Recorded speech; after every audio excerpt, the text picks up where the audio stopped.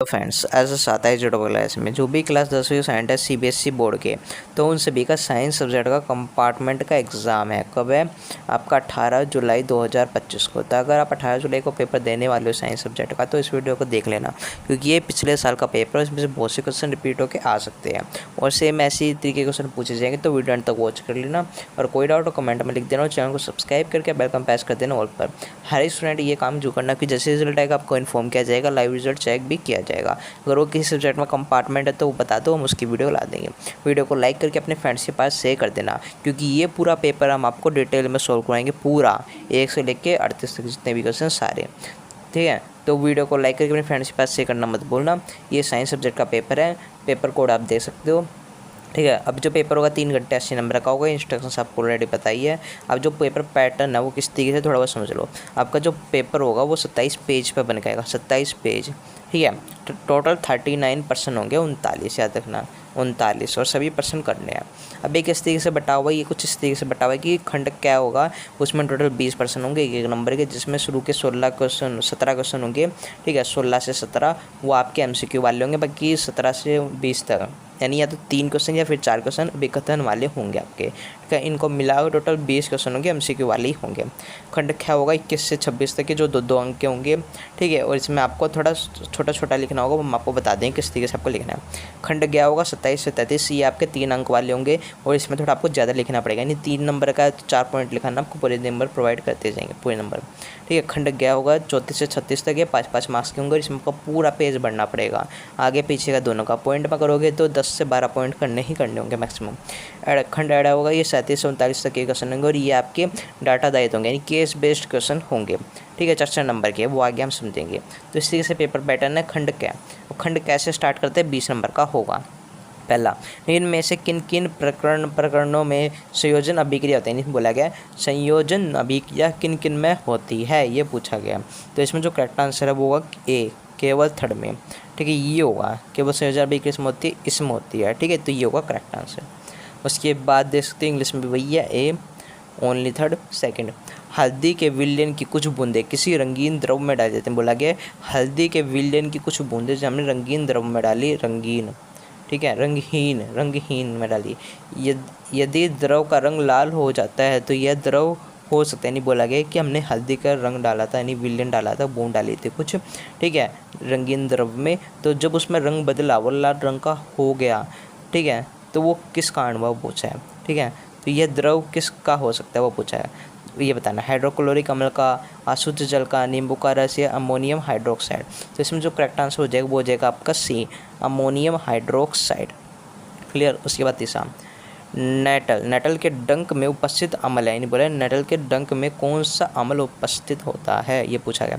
Acetic अम्ल, methanoic अम्ल, citric अम्ल, टार्टरिक अम्ल। तो इसमें जो करेक्ट आंसर हो जाएगा वो हो जाएगा बी, मेथेनोइक अम्ल। ठीक है, ये होगा करेक्ट आंसर, याद रखना। चौथा, निम्न में से उस हाइड्रोकार्बन को चुने जिसमें 2 C कल आबंध तथा C स्त्रीय से त्रिआबंधन है, यानी स्त्रीय से त्रिआबंधन, एक आबंधन त्रिआबंधन, इनमें से कौन सा बताना है। एथेनाइन, प्रोपाइन, ब्यूटाइन और बेंजीन, कौन सा है करेक्ट आंसर। ठीक है, तो फोर्थ का जो करेक्ट आंसर हो जाएगा वो हो जाएगा सी, ब्यूटाइन। ठीक है, उसके बाद पाँचवा, जब बेरियम क्लोराइड और सोडियम सल्फेट के जलीय विलयन एक साथ अभिक्रिया करते हैं, नहीं बोले ये दोनों अभिक्रिया एक साथ करते हैं। ठीक है, तो सोडियम क्लोराइड के जलीय विलयन के साथ ही कोई अविल्य पदार्थ बनता है, तो यह अभिक्रिया इनमें से किसका उदाहरण बोला गया है कि बेरियम क्लोराइड और सोडियम क्लोराइड है, उनका जलीय विलयन एक साथ करवाया गया, अभिक्रिया करवाएगी, तो यह किसका उदाहरण है, ये पूछा गया। संयोजन अभिक्रिया का, विस्थापन का, अपघटन का, द्विविस्थापन का। तो पाँचवें में जो करेक्ट आंसर हो जाएगा वो जाएगा द्विविस्थापन का। ठीक है, तो पाँचवें का आंसर हो जाएगा डी। छठा, निम्न अभिक्रिया में बने यौगिक ए का नाम, इसमें बोले अभिक्रिया बनी हुई जिसमें ए का नाम बताना, ए का नाम क्या है इस यौगिक में। ठीक है, NaCl प्लस में NH3 प्लस में H2O प्लस में CO2 जब बना तो यहाँ पे क्या बचा है, यानी ए बना वो क्या है वो बताना है। ठीक है, तो ए होगा आपका अमोनियम हाइड्रोजन कार्बोनेट, ये होगा करेक्ट आंसर डी।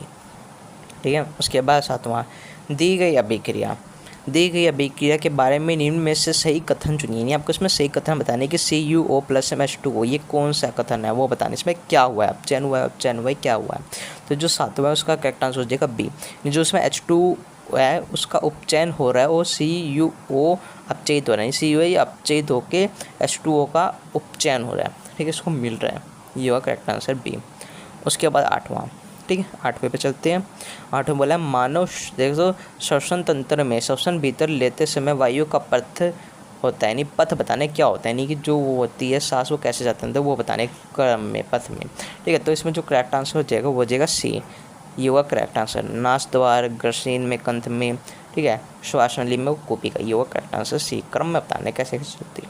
9वां, किस डॉक्टर ने किसी व्यक्ति को इंसुलिन का इंजेक्शन लगाने पर परामर्श दिया? बोला है डॉक्टर ने किसी व्यक्ति को इंसुलिन का इंजेक्शन लगाने का परामर्श दिया है, क्यों दिया है, क्यों दिया गया है, इसका आंसर कमेंट में बताओ, ठीक है। क्यों दिया गया है कि उसे हृदय की धड़कन धीमी थी, उसका रक्तचाप कम था, वह लंबाई में बौना दिख रहा था, उसका अग्नाशय आवश्यक हार्मोन को उचित मात्रा में स्रावित नहीं कर पाता। इसमें से कौन सा करेक्ट आंसर है, कमेंट में बताओ। 10वां, सूरजमुखी पुष्प की गति निम्नलिखित में से किस उद्दीपन की अनुप्रक्रिया है, वो बताना है। सूरजमुखी की किसकी है वो बताना है, गुरुत्वा की, रसायन की, दिन अथवा रात्रि की, जल की। तो 10वें में जो करेक्ट आंसर हो जाएगा वो जाएगा सी, दिन तथा रात्रि की होगा, ठीक है। उसके बाद 11वां, यहाँ पे ब्रेड फुफुंदी में नामांकित संरचना ए और बी का क्रमश, यानी आपको इसमें ए और ये बी दिया हुआ है, इनका नाम बताना है क्या है ये, ठीक है। तो जी करेक्ट आंसर हो जाएगा बी, ठीक है। ये आपकी जड़ है और ये विजाणु धनी है, ठीक है, ये होगा करेक्ट आंसर बी होगा। उसके बाद अगला, तो अगला चलते हैं 12वें पर। पादपों में रेजिन और गोंद जैसे अपशिष्ट उत्पन्न संचित रहते हैं, ये बोला है उत्पाद संचित रहते हैं में कौन सा वो बताना है, ठीक है। तो इसमें जो करेक्ट आंसर हो जाएगा वो हो जाएगा बी, पुराने जाइलम में, ये होगा करेक्ट आंसर। 13वां, 50 सेंटीमीटर फोकस दूरी की अवतल दर्पण द्वारा किसी बिंब का -1 आवर्धन का वास्तविक प्रतिबिंब बनाया गया है। तो इस प्रकरण के बिंब में अपनी प्रतिबिंब से दूरी, यानी दूरी बतानी कितनी दूरी होगी, ये 50 सेंटीमीटर की फोकस दूरी पर रखा तो वो -1 बना, तो कितनी दूरी है वो बतानी है आपको, ठीक है। तो इसमें जो करेक्ट आंसर हो जाएगा वो डी होगा, 0 है, ठीक है, ये होगा करेक्ट आंसर डी, 0 है। 14, जब हम किसी ऐसे परिपथ जिसे बोला गया है, जब हम किसी ऐसे परिपथ जिसके द्वारा अनुपंथ का मान नियत है कि एक ही सर्किट से बहुत से विद्युत शादियों को संयोजित कर देते हैं, तो वो क्या होता है, ठीक है। बोला गया कि एक ऐसा परिपथ है जिसमें जो धारा है अनुमानतक का मान नियत है और यह है कि सर्किट में जो विद्युत शादियों को संयोजित करते हो क्यों होता है वो बताना है। इससे क्या होता है, वृद्धि हो जाती है, धारा घट जाती है, क्या चीज़ होती है बताना है। तो इसका आंसर कमेंट बताओ क्या हुआ। 15वां, निम्न कथन पर विचार कीजिए, निम्न कथन पर विचार करना और करेक्ट आंसर बताने क्या, कौन सा कथन सही है। किसी आहार श्रृंखला का प्रत्येक चरण पोषक स्तर कहलाता है, ये बोला गया है, ठीक है, ये भी सही है। अपघटक मृत जीवों के अवशेषों के जटिल अकार्बनिक पदार्थ को सरल पदार्थों में परिवर्तित कर देता है जो मृदा में चले जाते हैं, ये भी सही है। आहार श्रृंखला में निम्नलिखित पोषक स्तर से उच्च पोषक स्तर तक ऊर्जा स्तर में वृद्धि होती है, ये गलत है, ठीक है, उच्च नहीं होती, केवल 10% कुछ ही जाता है, ठीक है। विभिन्न आहार श्रृंखला में आहार जाल बनता है, ये सही है, इसलिए करेक्ट आंसर हो जाएगा सी, ठीक है, ये होगा करेक्ट आंसर। ये तीनों चीज़ें सही है, लेकिन ये गलत बात की गई है कि ऊर्जा में वृद्धि होती है, घटती रहती है, ठीक है, वृद्धि नहीं होती, घटती है ऊर्जा। 17वां, जैव आवर्धन से तात्पर्य, नहीं बोला जैव आवर्धन से क्या तात्पर्य है, तो इससे क्या तात्पर्य होता है वो बताना है, ठीक है। तो इसका जो करेक्ट आंसर हो जाएगा वो हो जाएगा बी, पादप पल्वकों को उपज में वृद्धि होना, ये होगा करेक्ट आंसर बी। उसके बाद 17वें से 20वें तक अभिकथन कारण वाले आपको बताना है कौन सा अभिकथन सही है कौन सा गलत है, ठीक है। 17वां अभिकथन है, साबुन कठोर जल के साथ झाग नहीं बनाते हैं, क्या ये सही है बोला है, ठीक है। तो हाँ सही है, क्योंकि कठोर जल में कैल्शियम और मैग्नीशियम के लवण घुले होते हैं जो साबुन को विक्रिया करके अघुलनशील पदार्थ बनाते हैं, तो ये भी सही है। तो इसका करेक्ट आंसर हो जाएगा ए।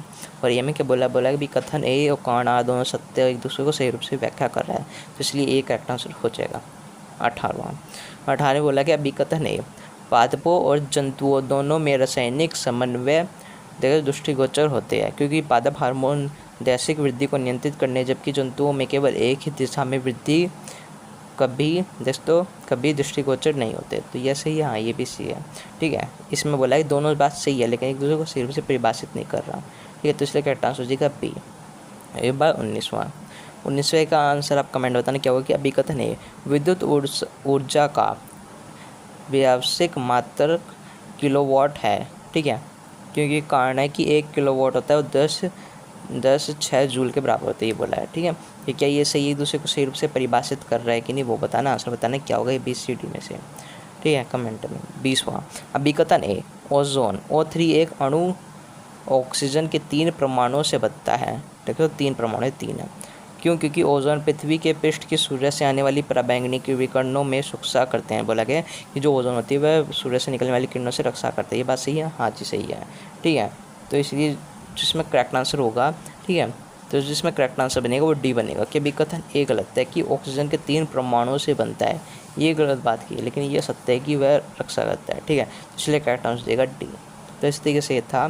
ठीक है, इस तरीके से 20 क्वेश्चन थे और ऐसे आपको करने हैं। खंड ख, ये सारे आपकी 2-2 मार्क्स के क्वेश्चन होंगे, 21 से स्टार्ट है। ठीक है, इसमें अभी क्या क्या बोला गया है, मानवों में किस नवजात शिशु का लिंग पिता पर निर्भर करता है, माता पर निर्भर नहीं करता है। प्रवाह आरेख की सहायता से बनाइए। देखो एक प्रवाह आरेख का आपका 101% आएगा 2 नंबर का। ठीक है, अब प्रवाह आरेख, इसमें आंसर क्या होगा वो भी हम आपको दिखाएंगे। इसमें क्या बोला गया, माता पर निर्भर नहीं करता, नवजात शिशु का लिंग पिता पर निर्भर करता है, आपको बताना है आरेख द्वारा। अब इसका आरेख कैसे बनेगा वो भी हम दिखाते हैं। ठीक है, अब इसका आंसर देखते हैं। तो यहाँ पे देखोगे इस तरीके से आपको बनाना है। ठीक है, ये इस तरीके से आपको ये बनाना है, इस तरीके से डायग्राम, यहाँ पे मदर का, यहाँ पे फादर का, इस तरीके से बना के दिखा देना है। ठीक है, और यहाँ पे आप एक चीज़ देखो, इसमें लिखा हुआ है केवल शब्दों द्वारा समझाने पर 1 अंक दिया जाना चाहिए। देखो अगर आपने मान लो आपका डायग्राम नहीं आता है किसी चीज़ का, तो उसको अपनी लैंग्वेज में समझाया हो, क्योंकि समझाने के भी नंबर होते हैं। इसमें क्या बोला गया था, आरेख द्वारा बताइए। अगर आपने आरेख नहीं बनाया, अगर आपने उसे लिख दिया, समझा दिया, तो आपको 1 नंबर मिल जाएंगे, 2 नंबर क्वेश्चन था। ठीक है, इस तरीके से आपको चित्र बनाना है, इस तरीके से डायग्राम आरेख बना लेना है, आपको समझा देना है। ठीक है, समझ आ गया। अगर अपनी भाषा में लिखते तो उसके भी नंबर दिए जाते, इसलिए कोई क्वेश्चन छोड़ कर मत आना। ठीक है, समझ आ गया। अब अगला देखते हैं। अब अगला है 22वां। इसमें यहाँ पे आप देख सकते हो, इसमें क्या बोला गया है, यहाँ पे देखते हैं मानव नर और मादा जनन तंत्र में प्रत्येक में एक जैसे अंग की पहचान की, यानी आपको नर और मादा में जो जनन तंत्र होता है उसमें ऐसे अंगों की पहचान करनी है जो एक जैसे होते हैं। ठीक है, यहाँ पे देख सकते हो अंतरस्रावी ग्रंथि की भूमिका भी निभाती है, प्रत्येक द्वारा स्रावित हार्मोन का नाम लिखिए। यानी इसमें क्या करना है, इसमें आपको एक तो अंतर बता रहे हैं नर और मादा जनन तंत्र में, और जो इसमें हार्मोन है उसका नाम लिखना है। ठीक है, इसमें ये क्वेश्चन पूछा गया 2 नंबर का। अब इसका आंसर देखते क्या है, ये देखो इसका आंसर क्या है, इसमें है वर्षण और अंडाशय। ठीक है, ये 2 है। और यहाँ पे जो श्वेत हार्मोन है ये देख सकते हैं, वर्षण इसका होता है टेस्टोस्टेरोन। ठीक है, ये टेस्टोस्टेरोन, और अंडाशय का होता है एस्ट्रोजन और प्रोजेस्टेरोन। ठीक है, ये होता है, ये 2 चीज़ होती है। आपको इस तरीके लिखना है, प्रोजेस्टेरॉन और ये। ठीक है, इस तरीके से आपको नाम लिख देने हैं। ये पढ़ने में थोड़ा डिफिकल्ट होता है, पर टेंशन देना आप कर लेना है। ठीक है, अब उसके बाद अगला 23वां। ये 23वां भी 2 नंबर का। इसमें क्या बोला गया, ये क्वेश्चन आपका आ सकता है, इसलिए हम ये करवाते हैं। पहला 23 में क्या आपके 2 पार्ट दिए होंगे, क्या और क्या, 1-1 नंबर के, ये भी 2 नंबर का है। अब इसमें यहाँ पे देखो क्या बोला गया, क्या में प्लास्टिक के थैले की तुलना में कपड़े की थैली का उपयोग करना क्यों लाभदायक है, ये आपको बताना है कि जो प्लास्टिक की थैली है उसकी जगह हम कपड़े की थैली का क्यों प्रयोग कर सकते हैं, वो किस तरह लाभकारी है। ये देखो इसका आंसर, क्योंकि कपड़े का जो थैला होता है वह निम्नीकरण पर्यावरण अनुकूल होता है, यानी जो ये होता है कपड़ा, ये पर्यावरण अनुकूल होता है और निम्नीकरण होता है। नहीं, ठीक है, ये इसमें आपको सिंपल लाभ बताना है कि जो कपड़े का उसका हम प्रयोग क्यों करते हैं, क्योंकि ये पर्यावरण को नुकसान नहीं पहुंचाता है। ठीक है, इसलिए वो लाभदायक है आपका कपड़े का, कि प्लास्टिक हानिकारक होती है। ठीक है, कपड़े को हम धो सकते हैं, निम्नीकरण होता है। ठीक है, इस तरीके से आपको बता देना, आपको नंबर मिल जाएंगे, इसलिए कहते हैं सारे करके आना। उसके बाद अगला देखते 23वें का एक है, शहरी क्षेत्र में उत्पन्न ठोस अपशिष्टों के निपटान के लिए किन्हीं 2 विधि की सूची बनाई है। यहाँ पे आपको शहरों में जो ठोस अपशिष्ट होते हैं, यानी जो ठोस होते हैं अपशिष्ट, उनके कैसे निपटाए, उसे कैसे साफ करें, वो आपको बताने हैं 2 विधि। ठीक है, विधि का नाम देखते क्या है। पहली विधि है खाद्य बनाना, यानी खाद बनाना। यानी पहली विधि क्या है कि जो आपके ठोस अपशिष्ट है उन्हें किसी गड्ढे में डाल के खाद बना लेना ताकि उपयोग किया जा सके, और ये पुनः चक्कर, यानी उसका पुनः चक्कर करना, जो सही है उसे दोबारा उपयोग करना। ठीक है, जो खराब है उनका खाद बना लेना। इस तरीके से ठोस अपशिष्ट है उसका हम निपटान कर सकते हैं। सिंपल सा लैंग्वेज से आप लिख सकते हो। ठीक है, यहाँ पे क्या लिखा है, कोई 2 लिखना है, और अन्य विधि भी आप लिख सकते हो। आधे नंबर की ये विधि होती है 1 नंबर की। ठीक है, अब अगला देखते हैं क्वेश्चन। उसके बाद 24 में भी आपके वही 2 आएंगे। ठीक है, इस तरीके के। यहाँ पे क्या बोला गया, क्या में कोई धातु ए है जो ठंडे जल से तीक्ष्णता से अभिक्रिया करती है और निकालने वाली गैस है वो आग पकड़ लेती है। दूसरी तरफ अन्य धातु है बी जो जल में डुबोई जाती है तो तैरना आरंभ कर देती है, और धातु सी है जो ठंडे अथवा गर्म जल से कोई अभिक्रिया नहीं करती परंतु भाप से अभिक्रिया करती है, और धातु डी है जो जल से किसी प्रकार की भी कोई अभिक्रिया नहीं करती। तो आपको पहचान, यानी कि इसमें 24वें में सिंपल सा पूछा गया है कि आपको 3-4 धातु दी गई है, ए बी, सी और डी 4 धातु है। इनकी आपको पहचान करनी है कि ये कौन सी धातु है। ए धातु जो ठंडे जल से तीक्ष्ण से अभिक्रिया करती है और जब हम उसे निकाल देंगे ठंडे जल से तो वह आग पकड़ लेगी गैस में, ठीक है, गैस से आग पकड़ लेगी, वो है ए। और बी धातु वो है जो जल में डूब जाती है, उसके बाद डूबने के बाद वो तैरने लगती है, ठीक है। और सी वो धातु है जो गर्म जल से कोई अभिक्रिया नहीं करती परंतु भाप से वह अभिक्रिया कर लेती है, ठीक है ये। और डी धातु वो है जो जल से किसी प्रकार की कोई अभिक्रिया नहीं करती। अब इनके नाम बताने हैं तो सिंपल से पूछे जा सकते हैं। अब इसके आंसर देखते हैं क्या है, ठीक है। इसके आंसर ये देखो, आपके इसके आंसर ए था वो है पोटेशियम, ठीक है, और सोडियम। और बी है ये कैल्शियम मैग्नीशियम Mg, ठीक है, आप लेती है।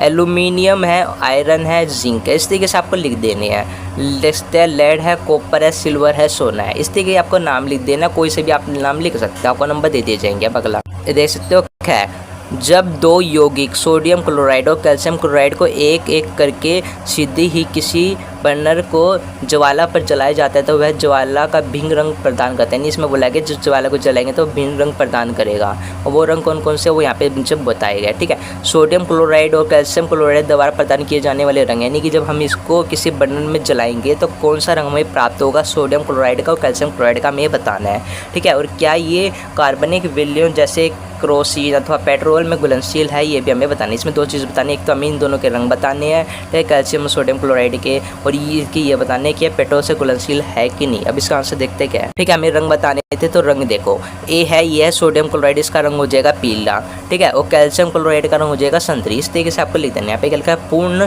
अंक प्रदान करिए यदि कोई अन्य रंग लिखा है, इसके अलावा और कोई भी रंग आपने लिखा है तो उसके नंबर आपको दे देगा, ठीक है। अब उसके बाद दूसरा, क्या ये घुलनशील है, तो इसका जवाब है नहीं, ये घुलनशील नहीं है, ठीक है। अब अगला देखते हैं। उसके बाद 25वां क्या है, फ्लेमिंग का वाम हस्त नियम लिखा है। यानी आपको 25वें में फ्लेमिंग का वाम हस्त 1 नंबर के पक्का पूछा जाएगा, 2 नंबर के में, ठीक है। वाम हस्त लिखना, अब दाया भी आ सकता है, वाम भी आ सकता है, कोई सा भी आ सकता है, दाया बाया नियम, फ्लेमिंग के जितने भी नियम है साइड रट लो, पक्का आएंगे, ठीक है, ये इंपॉर्टेंट है, ठीक है। उसके बाद यहाँ पे देखते इसमें भी 2 ही होंगे।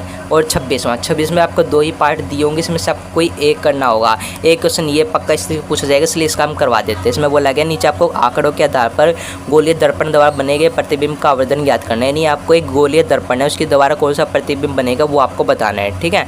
कौन सा है गोलीय दर्पण है, इसमें आपको U और F की वैल्यू दी हुई है, सिंपल से संख्या पुट करके आप आंसर निकाल लो। अब इसका आंसर देखते कैसे हो। जैसे तो 26वें का क्या है, इस तरीके से फॉर्मूला पुट कर देंगे हैं। इसमें F की वैल्यू आपको पता है -15, U की पता है -20, बस इसका एलसीएम लेके इस तरीके से निकाल देंगे, V आपका आ जाएगा 60, ठीक है। इस तरीके से 60 आ जाने के बाद इसमें M क्या होता है, इसके वैल्यू होते हैं ये इस तरीके से, ठीक है, -V/U, इसमें आपका -V आ गया -60 और U आ गया आपका -20, काट करके -3 आ गया। सर इस तरीके से सिंपल सा था। और फ्लेमिंग का जो ये वाम हस्त नियम था वो ये है, फ्लेमिंग का वाम हस्त, इसका स्क्रीनशॉट ले लो, पूरा आपको लिख देना है, ठीक है, वाम हस्त का है तो बस। अब अगला देखते हैं, ठीक है। 26वें तक तो आपका हो जाएगा खंड ख कंप्लीट, ठीक है। उसके बाद खंड ग होगा, ये आपका होगा 27वें से स्टार्ट 3-3 नंबर के। अब इसमें इंपॉर्टेंट कौन से वो देखते हैं। 27वां, पादपों द्वारा कार्बन डाइऑक्साइड प्राप्त करने के किन्हीं 2 ढंगों का उल्लेख कीजिए। रंध्रों के खुलने और बंद होने का क्या कारण है, ये भी आपको बताएं 3 नंबर के में, ठीक है। इसमें 27 में क्या बोला है, रंध्र के खुलने बंद होने का कारण और पादपों द्वारा कार्बन डाइऑक्साइड प्राप्त करने के किन्हीं 2 ढंगों का उल्लेख करना। अब इसका आंसर देखते हैं क्या है। देखो इसका आंसर, रंध्रों द्वारा गैस का अवगमन होता है, श्वसन द्वारा होता है, द्वार कोशिका में जब जल अंदर जाता है तो वो फूल देखते वे फूल जाती है और रंध्र खुल जाती है। बंद और खुलने का क्या कारण होता है कि जल अंदर चला जाता है तो वह फूल जाती है, ठीक है, खुल जाती है, और जब जल बाहर आता है तो वह रंध्र बंद हो जाते हैं। तो ये इसका आंसर लिख दोगे इस तरीके से, समझ आ गया। अगला देखते हैं इंपॉर्टेंट कौन सा। उसके बाद 28वें में भी आपका वही है, इस तरीके से आपको सारे क्वेश्चन देखने को मिलेंगे, ठीक है। तो 26वें तक हो गया। उसके बाद यहाँ पे देख सकते हो 28वां, ये भी 3 नंबर का है और इसमें भी आपको इस तरीके से 2 दिए होंगे, बस आपके इनके आंसर बताना है, ठीक है। संयोजिक यौगिक के गलनांक क्वथनांक निम्न है, ये क्वेश्चन आपका आ सकता है, देख लो, ठीक है। उसके बाद 29वां, देखते आगा आमाशय की भित्ति में उपस्थित ग्रंथों के नाम बताने, उसके द्वारा मुक्त किए जाने वाले श्रावण का उल्लेख करना, इसमें बताना। इसका आंसर देखते क्या, इसका देखो आंसर क्या है, जठर ग्रंथि है और पेशिया है, संश्लेषण हाइड्रोक्लोरिक अम्ल है। बस इस तरीके से आपको नाम लिख देना है। ठीक है, अब अगला देखते हैं। ठीक है, इस तरीके से आपको बहुत आसान है। उसके बाद यदि यकृत में कोई एंजाइम नहीं होता तो फिर भी भोजन के पाचन में इसकी महत्वपूर्ण भूमिका बतानी है। यानी कि आपको जो यकृत है उसमें कोई एंजाइम नहीं होता तो उसकी भूमिका क्या होती है वो आपको बताना पाचन तंत्र में। अब देखते हैं इसका आंसर क्या होगा, क्या भूमिका होगी। 28वें का है, भूमिका क्या होगी कि व्यवसाय का पित्ताशय वसा को छोटी गोलियों में खंडित कर देगा। आमाशय में आने वाले भोजन को अग्नेय एंजाइमों की क्रिया के लिए सारणी बनाता है। यानी कि ये 2 पॉइंट आपके होंगे इस तरीके से आधे नंबर के। ठीक है, इस तरीके से नंबर में डिवाइड होते हैं, इसलिए कोई मत छोड़ के आना, करके आना, अच्छे नंबर आ जाएंगे। ठीक है, अब अगला देखते हैं। ठीक है, उसके बाद 30वें भी वही है, आपको 3 पॉइंट दिए होंगे, इनके आंसर बताने एक नंबर के। और इसमें 30वें में आपको ऑप्शन दिया होगा या तो ऊपर वाला करो या नीचे वाला। ठीक है, इस तरीके से होगा आपका, या तो ऊपर वाला कर सकते हैं, नीचे वाला आधे नंबर के होंगे। ठीक है, जहाँ पे भी अथवा समझ जाना, ऊपर वाला नीचे वाला। अब उसके बाद 31वां इस तरीके से आपको दिया हुआ है, इसमें दृष्टि दोष के नाम लिखना है और जो वह व्यक्ति पीड़ित है ये बताना है। इसमें क्या बोला गया, इसमें दोष युक्त नेत्र और उसके संशोधन के लिए किरण आलेख खींचनी, आपको आलेख भी खींचना है और दोष युक्त नेत्र भी आपको बनानी। इसमें क्या बोला गया, कोई व्यक्ति आसानी से पढ़ सकने के लिए पठन सामग्री की नेत्र से 25 सेंटीमीटर की अधिक दूरी पर रखा पड़ता है। इसमें बोला गया एक व्यक्ति है जो 25 सेंटीमीटर की दूरी पर रख के किताब पढ़ता है तो उसको कौन सा नेत्र दोष है वो बताना है और इससे दोषयुक्त नेत्र आपको बना के दिखाना है। ठीक है, और उससे संशोधन के लिए किरण आलेख बनाने हैं, इसमें ये बोला गया। ठीक है, इसमें देख सकते हैं, तो इसमें आप देख सकते हैं आंसर क्या होगा इसका होगा दीर्घ दृष्टि दोष और इसको दूर करने का क्या उपाय है, बिसाई लेंस का उपयोग करके। उसके बाद आपको जो ये दोष है इसको शुद्ध करने के लिए, यानी इसको आपका दोष युक्त आपको नेत्र बनाए जो इस तरीके से होगा। ठीक है, दोष युक्त नेत्र। उसके बाद उसका संशोधन के लिए आपको आरेख बनाते जो इस तरीके से होगा किरण आलेख। ठीक है, उसके बाद अगला देखते हैं। उसके बाद 32वां, इसमें प्रकाश संश्लेषण किसे कहते हैं, उनके अंग और अंगों के नाम लिखना है और जिसम के प्रकाश संश्लेषण होता है। इस प्रकाश में ऑक्सीजन क्या है, कौन देखते हैं कहाँ से मुक्त होती है, उसे कार्बन डाई का क्या नाम है जिसपे पादप तुरंत उपयोग नहीं करता है। नहीं, जो 3 नंबर इसमें पूछा क्या गया है, सब पूछा प्रकाश संश्लेषण क्या है, उनके अंगों के नाम लिखना है। दूसरी चीज़, तीसरी चीज़ इसमें ऑक्सीजन कहाँ से मुक्त होता है और चौथी चीज़ इसमें कार्बन का क्या नाम है और 5वीं इसमें पादप तुरंत उपयोग नहीं कर पाते क्यों। इसका आंसर, अब इनके आंसर देखते सारे क्या है। तो देखो 3 नंबर का क्वेश्चन था, इसमें है वह प्रकाश जिसमें पादप सौपोड बाहर से लिए गए पदार्थों को ऊर्जा संचित रूप से परिवर्तन कर देता है। वह प्रकाश जिसे CO2 और जल को सूर्य के प्रकाश तथा क्लोराइड की उपस्थिति में कार्बन डाइऑक्साइड परिवर्तित कर दिया जाता है। इसमें क्या बोला गया, यानी कि जो बाहरी की अपशिष्ट होता है उन्हें लेकर सूर्य के द्वारा, सूर्य की जो किरण होती है उसके लेकर उसके द्वारा CO2 है और जल को इन सभी को इकट्ठा करके जल को, सूर्य के प्रकाश को, CO2 को, इनको उपस्थित में कार्बन डाइऑक्साइड में परिवर्तित करता है। इनकी प्रक्रिया करके जल की, सूर्य किरण की और CO2 की प्रक्रिया करके उपस्थित होने के बाद कार्बन डाइऑक्साइड में परिवर्तित कर देते हैं, यानी इनको बदल देता है। ठीक है, का उपयोग करके ये बोला गया है। उसके बाद इसमें यहाँ पे इस तरीके से आपको आरेख बनाने, इस तरीके से बता देना डायग्राम बनाकर कि प्रकाश संश्लेषण होता है क्या। उसके बाद इसमें इस तरीके से पॉइंट लिख देना है। ठीक है, इसमें जल है, पत्तियां पौधों के हरे भाग होता है, स्टार्च के रूप में संग्रहित किया जाता है। इस तरीके से यानी पॉइंट लिखोगे आधा नंबर के पूरे नंबर आपको दे देगा। उसके बाद अगला यहाँ पे देख सकते हो 33वां, इसमें इस तरीके से होगा प्राकृतिक पारितंत्र और कृत्रिम पारितंत्र का एक उदाहरण दीजिए। यानी आपको प्रकृति पारितंत्र और मानव निर्मित पारितंत्र का उदाहरण देना है। यानी प्रकृति का क्या हो जाएगा, झील हो जाएगा, मानव का क्या हो जाएगा, सड़क हो जाएगा। इस तरीके से आपको बता देने हैं। ठीक है, उसके बाद 4 चरणों की कोई जलीय आहार श्रृंखला बनानी, इसमें कौन से जीवों का समूह प्राथमिक महत्व का है और क्यों। इसमें बोला गया आपको 4 चरणों में जो आपकी जलीय आहार श्रृंखला होती है, जो जल की श्रृंखला होती है कि किसे क्या खाता है। ठीक है, पानी में वो बताना है और इसमें जीवों का समूह बताना है जो प्रथम में आता है। ठीक है, ये बताना है। अब इसका आंसर देखते हैं क्या होगा। ठीक है, तो यहाँ पे देख सकते हो पहले सवाल है जिससे मच्छर के लावे खाते हैं, फिर उन्हें छोटी मछली खाती है, छोटी मछली को बड़ी मछली खाती है। ठीक है, उसके बाद इसमें उत्पादक होता है, केवल उत्पादक ही सूर्य प्रकाश को खाद्य ऊर्जा में परिवर्तित करता है। इसमें ये होगा। ठीक है, सिंपल सा इस तरीके से आंसर लिख देना, आपको नंबर मिल गए। उसके बाद खंड घ होगा, इसमें आपका 34 से स्टार्ट होगा। ठीक है, 33 से तो अब खंड घ में खत्म और खंड घ होगा वो 34 से स्टार्ट होगा। इसमें होगा क्या है, कोई जलीय विलयन नीले लिटमस पेपर को लाल कर देता है, वह कौन सा है। इसमें मैग्नीशियम हाइड्रोक्साइड हो जाएगा आंसर। ठीक है, सिंपल सा इस तरीके से। उसके बाद 35वां। ठीक है, उसके बाद इसी में आपके पॉइंट और दिए हुए हैं, जैसे कि इसमें देखो 5 नंबर का होगा, 34 से जितने भी होंगे सारे 5 नंबर के। ये नंबर तो ये हो गया। अब नीचे दिए गए जो यौगिक है इनमें से कौन सा है जो फिनोल फिनाइल फथैलिन के विलयन को गुलाबी कर देता है, कौन सा है इसमें से आपको वो बताना है। अब इसका आंसर देखते हैं क्या होगा। तो इसका जो आंसर है वो होगा सेकंड। ठीक है, इस तरीके से CaOH, ठीक है, ये हो जाएगा। उसके बाद उस गैस का नाम लिखिए जिसका विलयन क्षारीय होता है। आपको गैस बतानी है कौन सी गैस है। ठीक है, उसके बाद तीसरा, मधुमक्खी के डंक का उपचार करने के लिए सारे विलयन का उपयोग किया जाता है, ये बताना है। ठीक है, इन दोनों का आंसर देखते हैं क्या है। एक तो गैस का नाम लिखना है और मधुमक्खी के डंक का उपचार लिखना है। तो देखो, मधुमक्खी के डंक का तो क्या है, ये जल को प्रभाव को निष्क्रिय कर देता है। और इसमें अब नाम लिखना था, इसमें होगा पहले में अमोनिया। ठीक है, और ये अमोनिया हाइड्रोक्साइड, ये इस तरीके से लिख देना, आपको नंबर पूरे मिलेंगे।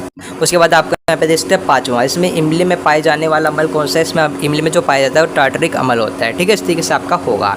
उसके बाद इसमें ये आखिरी क्वेश्चन है इंपॉर्टेंट, 8वें वाला। इसमें क्रिस्टल का जल की परिभाषा लिखनी है। आपको क्रिस्टल के बारे में बताना है, उसकी परिभाषा लिखनी है। ठीक है, और इसमें व्यंजक चूर्ण का रासायनिक सूत्र भी लिखना है। इसलिए इसका मतलब ये क्रिस्टल का जितना भी है वो सब कुछ आपको लिख देना है। अब इसका आंसर देखो, इससे पहले लवण का एक सूत्र इकाई में जल के निष्क्रिय अणुओं की संख्या होती है, और जलीय कॉपर सल्फेट पेंट हाइड्रोजन होता है। इस तरीके से आपको लिखना है।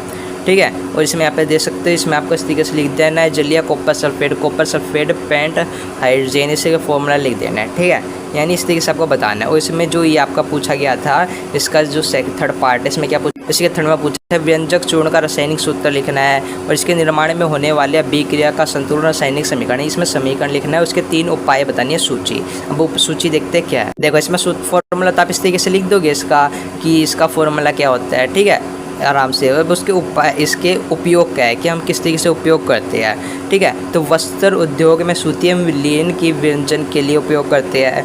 पानी में रोगाणु नाशक के रूप में भी इसका उपयोग करते हैं क्रिस्टलीकरण का। सिंपल से इस तरीके से आंसर हो जाएंगे। उसके बाद 35वां वही है, इस तरीके से आपका दिए होंगे, इनके आपको नाम लिखने हैं। ठीक है, ये मादा जनतंत्र है, इसका जो भी डायग्राम है वो पढ़ लेना, पक्का आएगा। एक क्वेश्चन पक्का आएगा 5 नंबर में, मादा और नर का जनतंत्र के बारे में। ठीक है, अच्छे से पढ़ लेना, डायग्राम बना लेना। ठीक है, इस तरीके से होगा। 5 नंबर का ये भी होगा। उसके बाद अगला देखते हैं, इस तरीके से आपका फूल का भी आएगा, ये भी कर लेना बस। ठीक है, बस इतना ही इंपॉर्टेंट था। ठीक है, इस तरीके से 36वें तक तो आपका हो जाएगा खंड घ। उसके बाद जो खंड अड़ा है ये पूरा आखिरी है क्वेश्चन पेपर का, और इसमें आपके सारे जो एक खंड अड़ा है इसमें 3 ही क्वेश्चन होंगे, 37वां 38वां 39वां, और ये सारे आपके होंगे सारे के सारे पैसेज वाले। नहीं, पैसेज को पढ़ना, उसके बाद आंसर देने हैं। ये पैसेज कुछ ऐसे होंगे जिनके आंसर आपको पैसेज में नहीं मिलेंगे, यानी देख सकते हो 37वां। ये 37वां इसमें पूरे में बोला क्या गया, उसमें जो आपके 3 पॉइंट दिए होंगे, एक नंबर के 2 नंबर, यानी 4 नंबर का आपको 37वां क्वेश्चन होगा। ठीक है, यहाँ पे आप देख सकते हो, इसमें कुतुब मीनार के बारे में बताया गया है, और जो नीचे क्वेश्चन पूछे गए इसमें धातु की सक्रिय श्रेणी के बारे में पूछा गया है, और वर्जन और निष्पादन के बीच विभेदन पूछा गया है। यानी कि आपको सिंपल से अगर आप इन पैसेज को करना है तो एक तो आपको पैसेज को समझना पड़ेगा, उसके बाद आप साइंस से कर लोगे। ठीक है, तो बस इतना ही था। 37वां 38वां 39वां पैसेज टाइप था आपका हो जाएगा। ठीक है, और आप साइंस से पास हो जाओगे। बाकी और इंपॉर्टेंट वीडियो हम लेके आ जाएंगे। यहाँ पे देख सकते हो 37वां इस नंबर से 4 नंबर का है, 38वां भी इसी तरीके से 4 नंबर का पैसेज दिया, उसके 3 क्वेश्चन दिए, एक 2 नंबर के। ठीक है, इस तरीके से सिंपल हो गया। अब कोई डाउट हो कमेंट में लिख देना। उसके अलावा जो 39वां क्वेश्चन है इसमें आपको इस तरीके से ऑप्शन दिया होगा गै में कि आप ऊपर वाला कर सकते हैं, नीचे वाला एक करके आना है। ठीक है, अब आपको मिलते हैं नेक्स्ट वीडियो में। कोई डाउट हो कमेंट में लिख देना। सिर्फ 39 ही क्वेश्चन होंगे, इस तरीके से आपको करना है। इस वीडियो को अपने फ्रेंड्स के पास शेयर। जय हिंद, जय भारत।